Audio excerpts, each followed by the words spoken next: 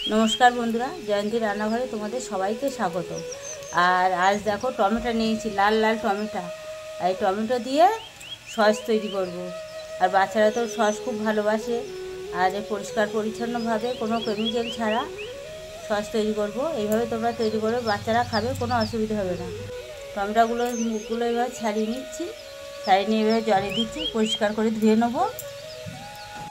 টমেটোগুলো ভালো করে পরিষ্কার করে আমি ধুয়ে নিয়েছি, এবার কেটে নেব। টমেটোগুলো দেখো এইভাবে কেটে নেব চার ফাল করে, আর মাঝখানে এই যে শক্ত অংশটা এইভাবে কেটে বাদ দেব।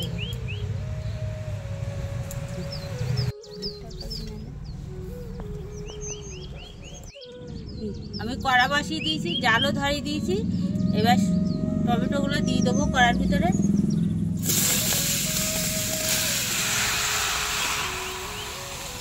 এখানে আমি একটা বিট কেটে নিয়েছি, আর এই বিটটা এর সঙ্গে টমেটোর সঙ্গে দিয়ে দেবো। বিটটা দিলে সুন্দর কালার আসে। বিটটা দিয়ে দিচ্ছি, এইভাবে ছোট ছোট করে কেটে নেবে। এবার আমি স্বাদ মতো লবণ দিয়ে দেবো, একবারই সব লবণ দিয়ে দেবো স্বাদ মতো। ভালো করে নাড়াচাড়া দিয়ে দেবো।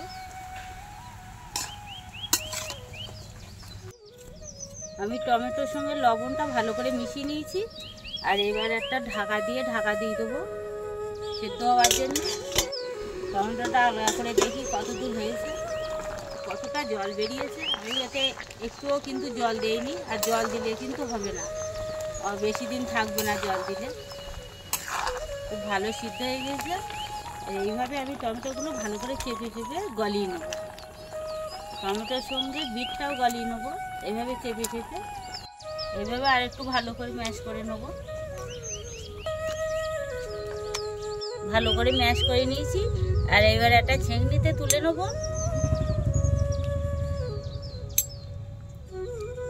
আর একটা বড় পাত্রের ভিতরে এইভাবে আমি টমেটোর রসগুলো বের করে নেব। তো বন্ধুরা দেখো টমেটোর সব কাঁচটা বের করে নিয়েছি ছেঁকনির সাহায্যে। এবার কড়াইতে আবার দিয়ে দেবো। আমি কিন্তু শুধু কড়াই দিচ্ছি, কোনো রকম ফোড়ন কিংবা তেল কিছুই দিইনি। সবগুলো ঢেলে দেবো। তো বন্ধুরা দেখো পুরানো তেঁতুল ভিজিয়ে রেখেছিলাম, এই দেখো।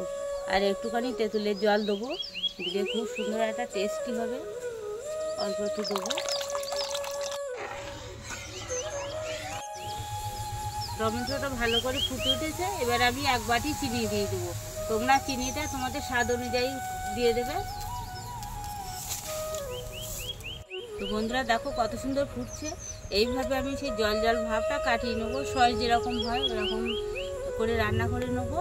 আর অল্প একটু ভিনিগার দেবো। ভিনিগার দিলে অনেক দিন পর্যন্ত সসটা থাকে। আমি অল্প একটু ভিনিগার দিয়ে দিলাম, আবার একটু ভালো করে ফুটিয়ে নেবো। টমেটোর সসটা দেখো একদম রেডি হয়ে গেছে, আর ঘনও হয়ে গেছে। আর ঠান্ডা হয়ে গেলে আর একটু ঘন হয়ে যাবে। এবার নামিয়ে দেবো। টমেটোর সসটা এরকম নেড়ে ছেড়ে আমি একটু ঠান্ডা করে নেবো, নিয়ে কাঁচের বয়ামের ভিতরে ঢুকিয়ে রেখে দেবো। বন্ধুরা দেখো টমেটোর সসটা ঠান্ডা হয়ে গেছে, আর ঘনও হয়ে গেছে। এবার একটা কাঁচের বয়ামে তুলে নেবো। এরকম একটা কাঁচের বয়াম নিয়েছি, বয়ামে তুলে নেবো। কাঁচের পাত্রে রাখলে খুব ভালো থাকে। তোমরা যতক্ষণ পারো চেষ্টা করবে কাঁচের পাত্রে রাখার জন্য। আমি বয়ামে তুলে নেবো।